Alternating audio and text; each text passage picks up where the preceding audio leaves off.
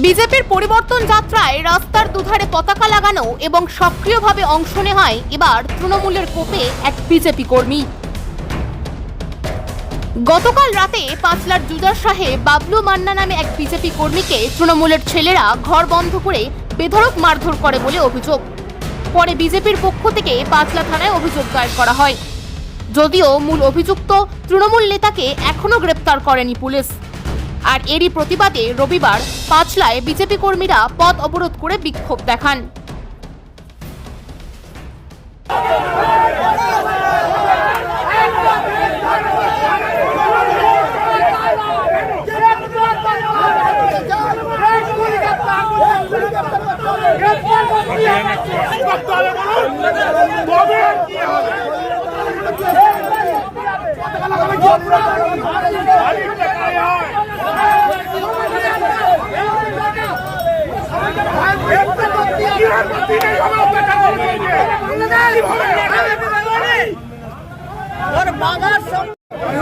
খবরটি নিবেদন করছে পাকিজা এন্টারপ্রাইজ এবং পাকিজা কনস্ট্রাকশন। স্বপ্ন আপনার, গর্ব আমরা। 1 নম্বর মৌখালি, জগাছা হাওড়া। বিশদে জানতে যোগাযোগ করুন নিচের স্ক্রিনে দেওয়া নম্বরে। গত শুক্রবার পাঁচলায় বিজেপির পরিবর্তন যাত্রা অনুষ্ঠিত হয়। ওই যাত্রায় বিজেপির প্রথম সারির নেতারা ছাড়াও স্থানীয় নেতা ও কর্মীরা অংশ নেন। এই পরিবর্তন যাত্রার প্রচারে স্থানীয় বিজেপি কর্মীরা ধুলোগড় জুদারশাহ রোডের দুধারে পতাকা লাগায়। অভিযোগ, এরপরে গতকাল রাতে জুদারশাহ গ্রাম পঞ্চায়েতের উপপ্রধান খলিলুর রহমান বিজেপির BLA 2 এবং 82 নম্বর বুথের সভাপতি বাবলু মান্নার বাড়িতে একদল ছেলেকে পাঠায়। তাকে তুলে নিয়ে এসে ঘর বন্ধ করে বেধড়ক মারধর করে তারা।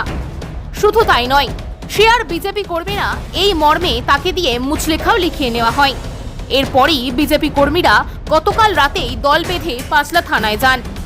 বিক্ষোভ দেখানোর পাশাপাশি খলিলুর রহমান ও তার দলবলের বিরুদ্ধে অভিযোগ দায়ের করা হয়। কিন্তু আজ সকালেও তাকে পুলিশ গ্রেপ্তার না করায় বিজেপি কর্মীরা ক্ষোভে ফেটে পড়েন। তারা পাঁচলার পঞ্চানন্দ তলায় রাজ্য সড়ক অবরোধ করে বিক্ষোভ দেখাতে থাকেন। ঘটনাস্থলে ছুটে যায় পাঁচলা থানার পুলিশ। তারা অভিযুক্তদের গ্রেপ্তারের আশ্বাস দিলে বিক্ষোভকারীরা সরে যান। মনে রাখবেন, একটা বিজেপি কর্মী যদি ফেসবুকে কোনো পোস্ট করে বা কমেন্টস করে, তাকে ঘর থেকে তুলে মারা হয় এবং নিজে থানা তৈরি করে রেখেছে, সেখানে গিয়ে পেটাই করা হয়। আজকে বাবলু মান্না 82 নম্বর বুথের বুথ সভাপতি, সে ঝান্ডা লাগিয়ে 8:30 9টায় ঘরে শুয়ে আছে।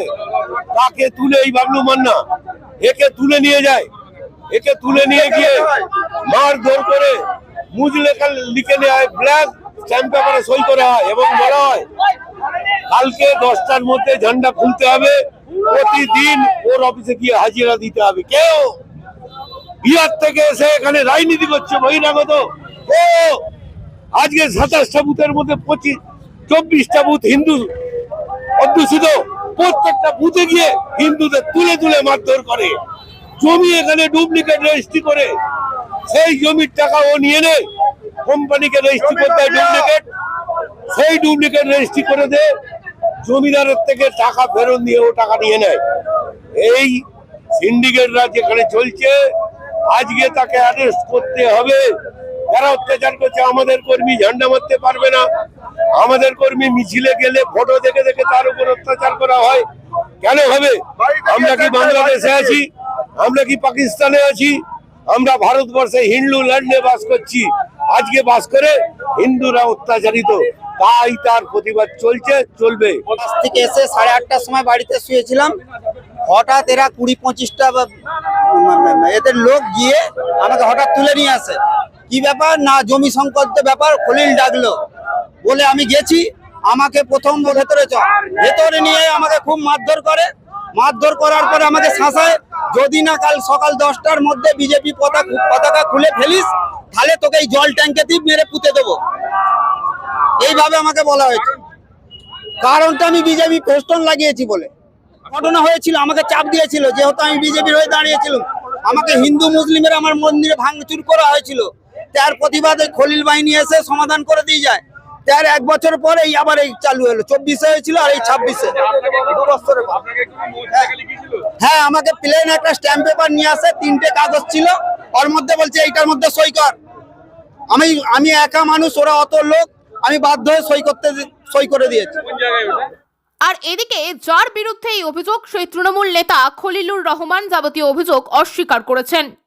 শুনছিলাম যে ওরা থানা ঘেরাও করেছিল বা আজকে অবরোধ করেছে, তো এটা সম্পূর্ণ মিথ্যা। কারণ কেন বলছি, এখন বিজেপি এখানে পালে হাওয়া লাগাবার জন্য তারা চেষ্টা করছে যে কিভাবে তারা একটা হাইলাইট হয়ে তারা একটা মানে নিজেদের আবার প্রচারের সামনে নিয়ে আসতে পারে, সেই কারণে তারা একটা সুযোগ খুঁজছে, এছাড়া আর কিছুই নয়। আমরা এখানে সংগঠনের মাধ্যমে এবং আমাদের মাননীয় যারা আমাদের বিধায়ক আছেন তাদের মাধ্যমে, আমরা সংগঠনের মাধ্যমে আমরা ভোটে লড়তে চাই। আমরা এখানে জোর জবরদস্তি বা লড়াই করে আমরা ভোটে লড়তে চাই না। বলছে নির্বাচনের আগে একটা ভয়ের বাতাবরণ তৈরি করতে চাইছে আপনার নাম উপপ্রধান খলিলুর রহমান বলছে। শুনুন, আমি একটা কথা বলি, আমাদের লক্ষ্মীর ভাণ্ডার দিয়েছে, যুবসাথী কাল থেকে দেয়া শুরু হয়ে গেছে। আমরা যদি এখন আবার ঝামেলা মারপিটের মধ্যে কেন ভয়ের বাতাবরণ দিয়ে কেন আমরা ভোটটা নিতে যাব? এটা তো একটা স্বাভাবিক প্রশ্ন। কেন আমরা সাধারণ মানুষকে ভয়ের বাতাবরণ তৈরি করে আমরা ভোটটা নিতে যাব? এমনি সাধারণ মানুষ আমাদের ভোট দেবে এবং সাধারণ মানুষ আমাদের পাশে আছে। আমরা হাওড়ার ডোম জুড়ে 26 কাটা জায়গা জুড়ে তৈরি হয়েছে অত্যাধুনিক ব্যাংকোয়েট। থাকছে একাধিক সুযোগ সুবিধা সহ নিজস্ব পার্কিং জোন। আপনার মনের মতো আধুনিক এই ব্যাংকোয়েটের ভাড়াও তুলনায় অনেক কম। তাই বিবাহ, অন্নপ্রাশন, জন্মদিন, অ্যানিভার্সারি, উপনয়ন সহ যে কোনো আনন্দ অনুষ্ঠানে বুক করতে পারেন বাবা পঞ্চানন্দ ব্যাংকোয়েট। যানজটহীন এই ব্যাংকোয়েটটির ঠিকানা ডোমজুর ভান্ডারদহ কাকমারা পঞ্চানন্দতলা, সরস্বতী ব্রিজ এবং ডোমজুর বাজারের মধ্যবর্তী স্থানে বাবা পঞ্চানন্দ ব্যাংকোয়েট।